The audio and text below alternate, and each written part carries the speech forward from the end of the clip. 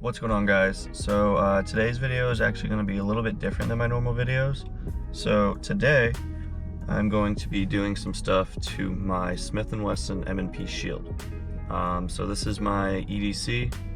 As you can see, I've already done the stuff to it. I'll cut over to me doing it in a little bit, in a minute. But yeah, so this is the first generation Smith & Wesson M&P Shield right here. So go ahead and clear it real quick. Show you there's nothing in here. So yeah, I have the backing plate from Hyve, extended mag release from Hyve, the Monarch trigger from Hyve, and the extended mag, or the mag extension from Hyve as well. So today, that's what I'm going to be talking about. That's what I'm going to show you. I'm going to show you how I did all these things. And yeah, I hope you guys enjoy. So let's get to it. Alright, so here are some of the things I got that I'm going to be putting on this today. As you can see, I already have this extended mag, or this mag extension on here. This is from Hyve, so are all these other things. No, I'm not sponsored by them or anything. I just decided to get everything from the same company. So yeah, let me take all this out of the packaging and show you. Alright, so everything out of the packaging. Right here I have a mag extension that is going to turn this 8-round mag into a 10-round mag. So the Smith & Wesson comes with a 7 and an 8-round mag. As you can see, I already put this extension on. So this was a 7-round mag. This extension turns it to an 8-round mag. So then I have a backing plate right here, which is going to go right back here, which I'll show you in a minute when I put it on. I have an extended mag release right here, and then I have their Monarch trigger. So let's start with the mag extension right here. Alright, so first thing I'm going to do right here is I'm going to take this little Allen head out, or this Allen bolt out, the mag extension. Yep, just like that. Alright, so I'm going to put that to the side right here. Alright, so as you can see, the scenery changed a little bit. So I don't know what happened with my camera, but I guess it didn't record when I put on the mag extension. So I just put it all back to stock, and I'm going to do that real quick. So in the 8-round mag, you take this little slide piece off, or this little, I don't know what you want to call it, just a slide over piece. Just take that off. You can put that off to the side over here. And then there's this little, I don't know, this tab right here you want to call it. You can take this applied Allen key that Hyve gives you. You can push on it, and as you see, it can only go off one way. Push on it, move it over a little bit, releases it, and put this in here through this slot, number 8 slot. And what that's going to do is when you take this off, it's going to stop that spring from flying out. So put your thumb over it, because it is still going to spring out a little bit. Take it off. As you see, it does spring out a little bit. Take this piece off as well, put that off to the side. Alright, so you just push this down with your thumb or whatever, just push the spring down. Take the extension, slide it right over the spring. Push it on. Alright, there you go. Just make sure you push it all the way on. Just like that. You'll hear it click into place. You'll hear the spring, click down into here. As you can see, it's flush all around. You can then take this base plate right here, put it on here, put your screw on here. You can take this out now and just tighten this down.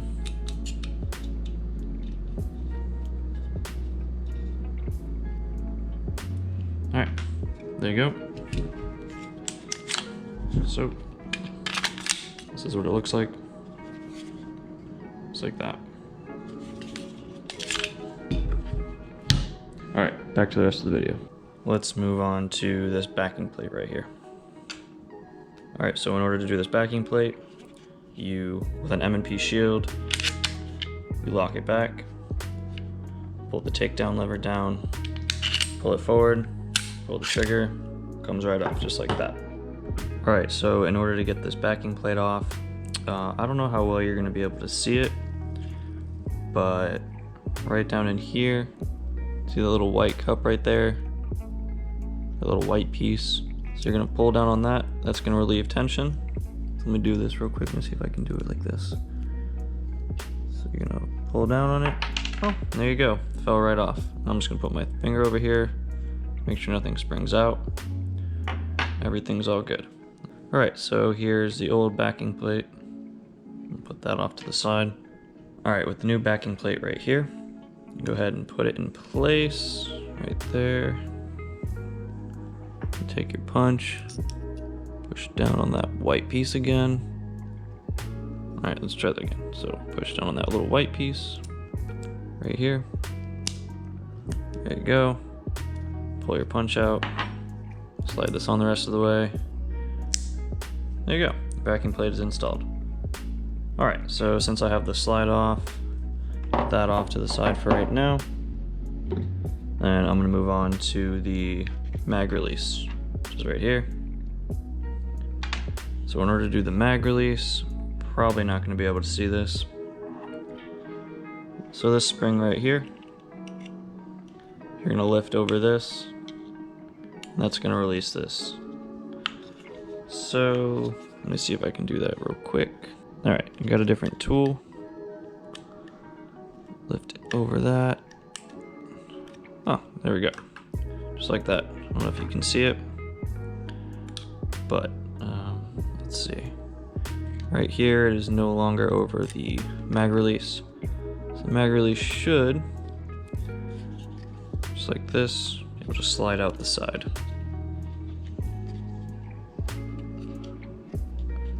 Oh, it's getting hung up in there. All right, so I got it out. I was getting a little frustrated, so I just did it off camera. But essentially, you're just gonna, I'm gonna put that off to the side. Essentially, you're just gonna reverse what you did to take it apart.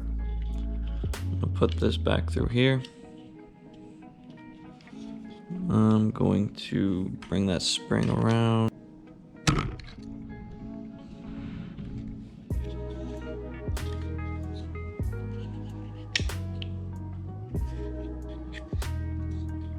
All right, so I got this in right here. As you can see on both sides. Now I'm gonna put this spring back around here. So just gonna take this, put it right back around. Yeah, all good. All right, let's check how it works. Also, there's nothing in here. Put that in. Works pretty well. Looks pretty good. Sweet. All right, now the last thing I need to do is put the new trigger in.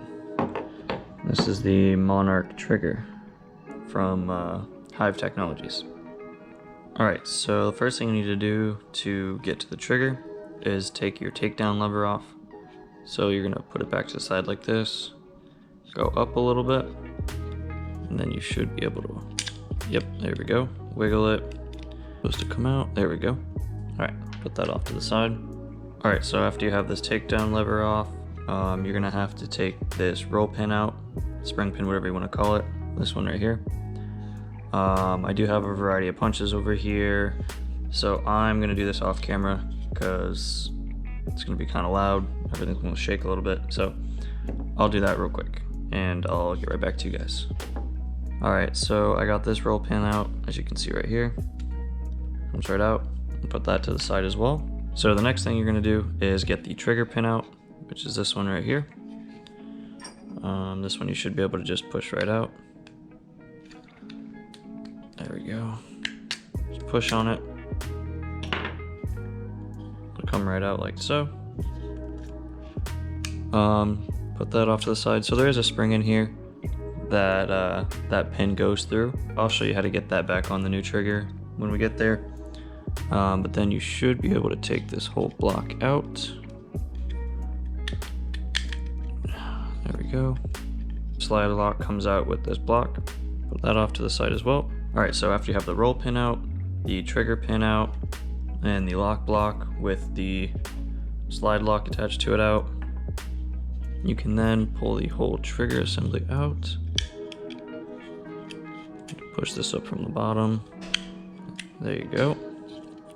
It should all come right out, just like this. So I'm gonna put that off to the side right now.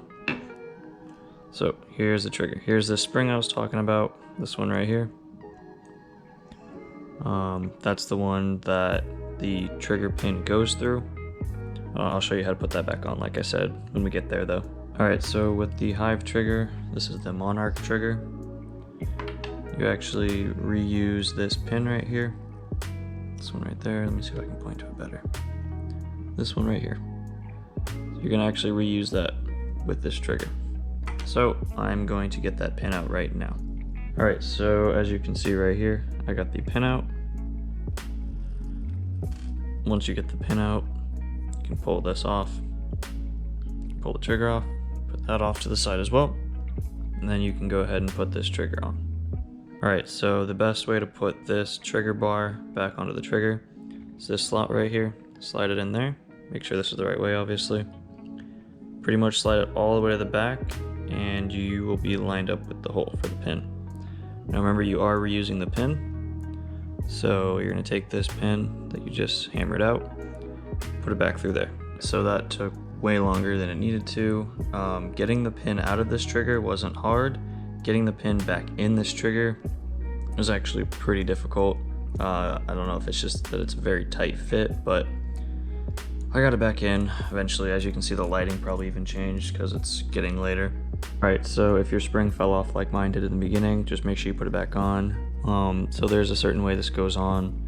The opening of the spring, I don't know how well you're going to see it. I don't know if it'll focus, but the opening of the spring should be on top right here, on top of your trigger bar.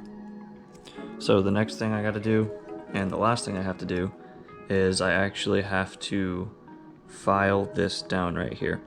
So since I have the first generation shield with a thumb safety right here, this is actually for the safety. Well, when you put in this new trigger, this bar for the safety actually has to get ground down or the safety won't work. So I mean, I guess if you don't care about your safety, you don't have to do this, but I'm just gonna do it because it's out and why not.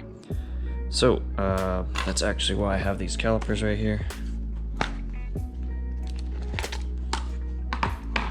Let me see what this is at right now. Alright, so we're at about 0.58 inches. I watched a video on someone taking this down to 0.54, so I think that's what I'm going to do, and I'm going to see if it works. Alright, so literally all I'm going to do is I'm just going to take this whole assembly and just run it along this file right here.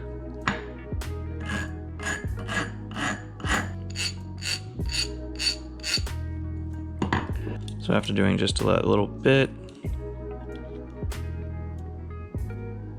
still at 0.58. Alright, I got a lot to go. Alright, so finally, after way too long, I think I probably got this good enough. 0.55. That should be enough. Alright, so for the trigger, to get this spring back on, I'm just gonna want what I'm gonna do, and what I saw in a video is just take some fishing line, put it through the trigger spring, like so. Just tie a knot at the end somewhere so it doesn't, come apart. Alright, so I have kind of a knot tied over here. It shouldn't come apart. When you put this trigger back in, you have to line up this pinhole with the spring so you can pull it. As you can see, that's how you're going to line it back up with the trigger pin. Alright, so just make sure your fishing line is out of the way. I'll throw this part in first. Back here. Slide the trigger down in a second. There we go. Slide the trigger down in, like so. Alright, so once you have your trigger in here, make sure your modification worked back here for the safety. You can actually take this fishing line and put it through your lock block. Alright, so you're just going to take the wire, or a fishing line in this case, put it through your lock block like so. Just like this. Alright, so you can take the lock block now, set it down into place. All right, with your lock block in place, you should be able to look through this hole, see my light on the other side. So you're gonna look through there, and when you pull on this fishing line or whatever you're using, you can see that spring going into place, and that's where your trigger pin is gonna go. All right, so you're gonna pull on this line, you put your trigger pin in, you're gonna line up that spring. I don't know if you'll be able to see it. Push this all the way through. Should stop on the other side, just like this. Here we go. And then just pull it through. Now that's out of your way. And make sure your safety works, which it does. Alright, basically just go ahead and reassemble everything. So just have to put this roll pin back in, which I'll do right now, of course off camera, so I don't make a bunch of noise. Alright, I got this roll pin in now, nice and flush on both sides. Let me put the takedown lever back in. Oh, my pin popped out a little bit. Let me put my takedown lever back in. So again, just put it right about here. It should push right in. Alright, then you can just pull this down. Same way you take the slide off, and then you can put your slide back on. You can lock it back, bring this lever down, make sure it works, doesn't come off. Make sure it cycles, all good. And of course it's cleared, I already showed you that. You saw me work on it, you know there's nothing in it. Test out the trigger. Make sure your safety works. Safety does work. And alright, so wow, this trigger feels much better. Right, I don't think I showed it with this mag, maybe I did, don't remember, but anyway, here's how it looks. Backing plate, extended mag, extended mag release, and the new trigger. There we go. Alright guys, so I hope you enjoyed that video. Like I said, I know it's a little different than my normal videos, but if you did like it, let me know. I'll try and make some more videos like that in the future. So yeah, if you have any questions about anything I did, just go ahead and put them in the comments. If not, just like the video, subscribe to the channel, comment anyway, and I'll see you guys on the next one.